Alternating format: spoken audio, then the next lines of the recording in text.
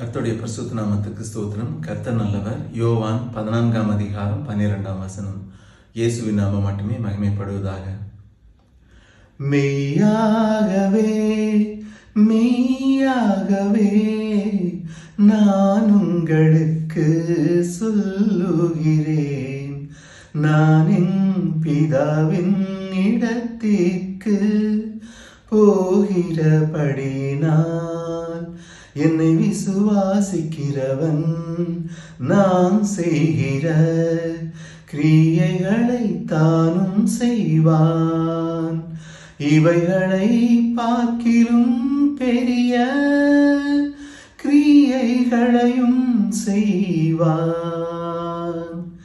மெய்யாகவே மெய்யாகவே நான் உங்களுக்கு சொல்லுகிறேன், நான் என் பிதாவின் இடத்திற்கு போகிறபடினால் என்னை விசுவாசிக்கிறவன் நான் செய்கிற கிரியைகளை தானும் செய்வான், இவைகளை பார்க்கிலும் பெரிய கிரியைகளையும் செய்வான்.